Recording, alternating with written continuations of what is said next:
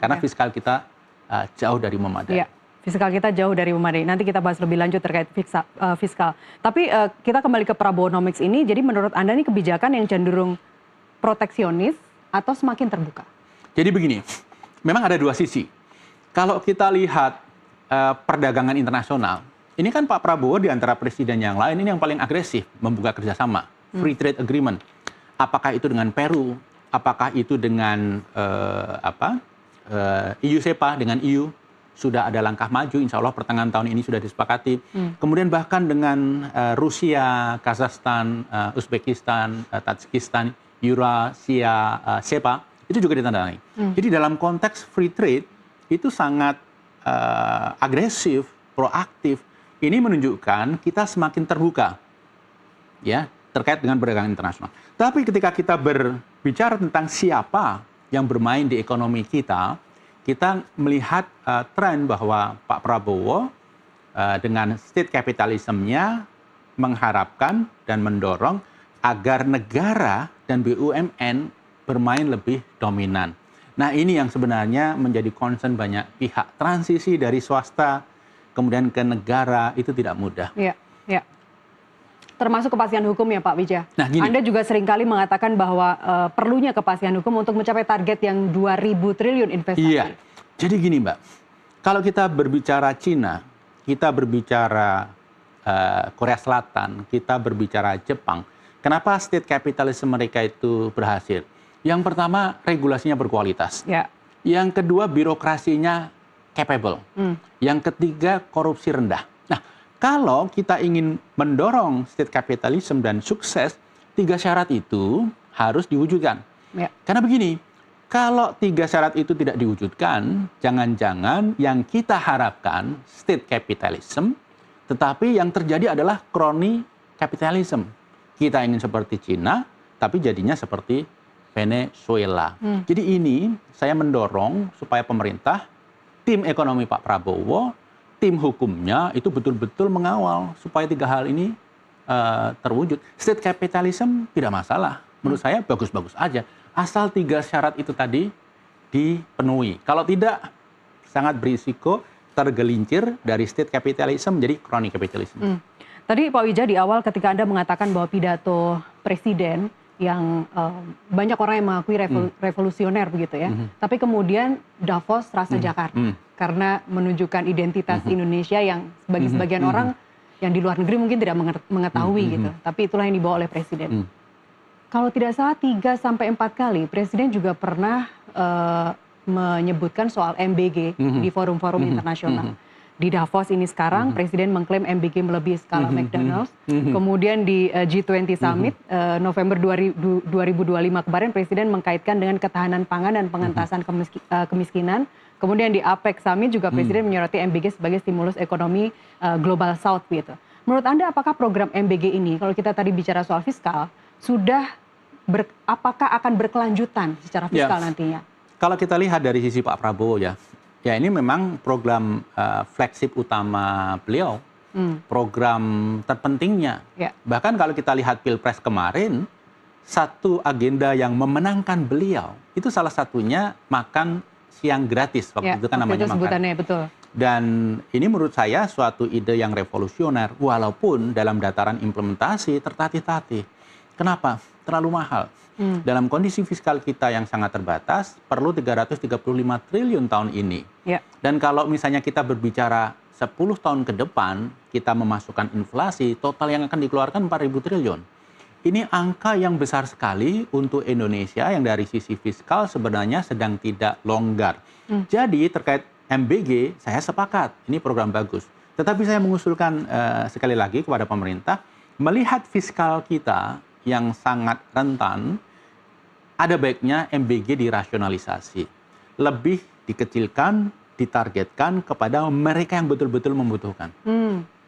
Termasuk juga kebijakan jangan disalurkan ketika libur sekolah. Ya, itu salah satunya. Belajar dari pengalaman saya di Amerika, saya menyekolahkan anak di elementary school di sana, ada freelance program. Freelance program ini hampir seluruh state ada, tetapi bervariasi. Dan yang mengontrol kebijakan itu kota. Bukan nasional, kota. Dan diserahkan kepada sekolah. Nah, masing-masing sekolah beda. Mbak, saya sebagai mahasiswa waktu itu tidak gratis, saya membayar 50%.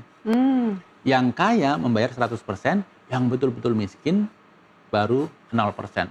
Nah, kalau kita bisa mencoba menerapkan konsep yang mirip itu, tidak semuanya gratis, saya rasa yang kaya-kaya, yang menengah itu mau kok membayar. Jadi usulan Anda dikaji lebih ulang efisien. gitu ya? Betul, Dikaji ulang betul. Program kebijakannya. bagus, tapi dari sisi implementasi akan keteteran dan berpotensi mengorbankan program-program yang Belum lain. lagi kalau kita sinergikan, Pak. Bicara sinergi antara MBG, kemudian ada cek kesehatan gratis, kemudian hilirisasi industri, di tengah target pertumbuhan ekonomi yang 5 hingga 6%.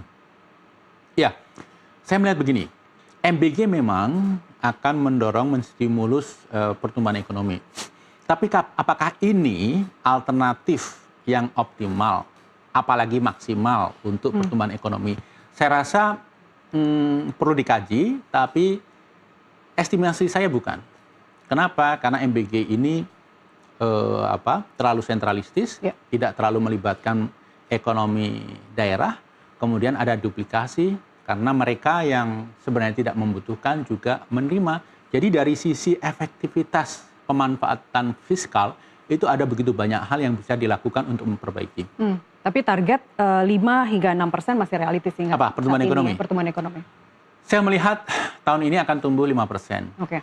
Untuk tumbuh misalnya 6% itu agak terlalu kata-kata yang pas apa yang tidak menyinggung, terlalu agresif. Terlalu agresif. Kenapa?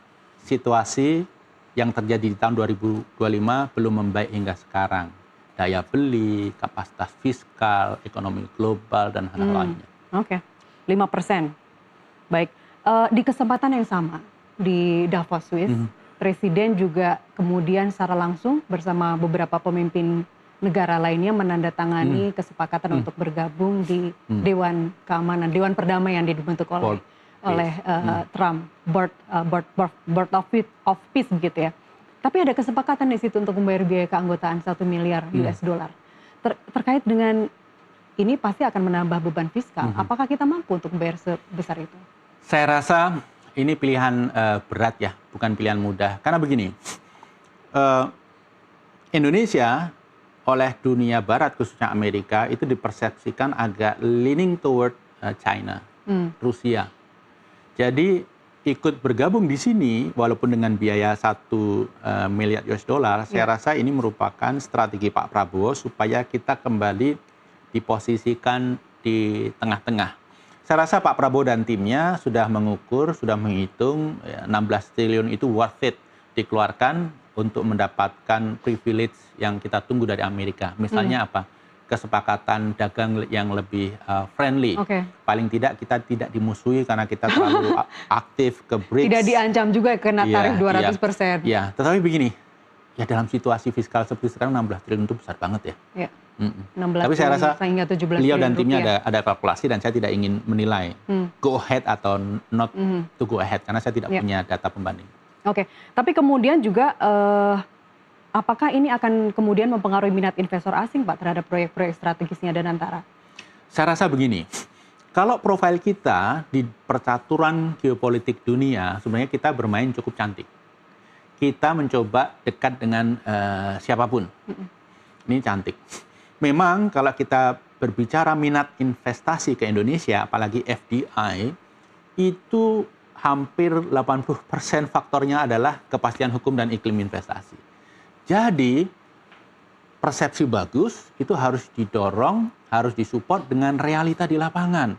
Harus dipastikan investasi itu bisa jalan dengan baik, mudah, ada kepastian gitu. Karena begini, resiko investor itu sudah paham, mereka bisa mengantisipasi. Investor yang mana Pak? Asing.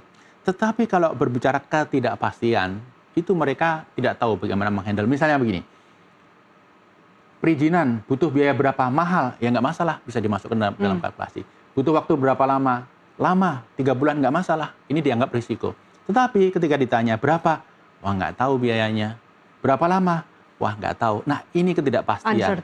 Uncertainty ini yang harus dihilangkan. Oke. Overall, kita menilai pidato Pak Presiden Prabowo di Davos.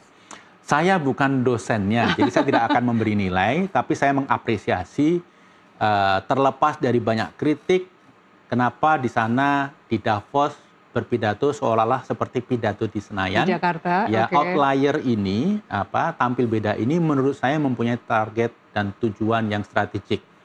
Begini yang lain bicara Greenland, Ukraine, udahlah kalau saya bicara Greenland, Ukraine buat apa? Udah bicara sesuatu yang bermanfaat bagi ekonomi Indonesia, yaitu apa? Jualan Indonesia. Dalam Menjadi konteks diri ini sendiri. saya mengapresiasi luar biasa. Oke. Tapi Anda sempat melihat gesturnya Trump dibanding dengan Pak Prabowo ketika menandatangani perjanjian Bird of Peace itu. Ya, Di sebelahnya cukup kalau friendly. tidak salah Presiden, saya lupa, di sebelahnya presiden lain tidak sehangat itu sambutannya, ditepuk-tepuk. Apa dari sisi ekonom mengartikan seperti apa, Pak? Ya, Apakah akan ada investasi baru nih yang masuk?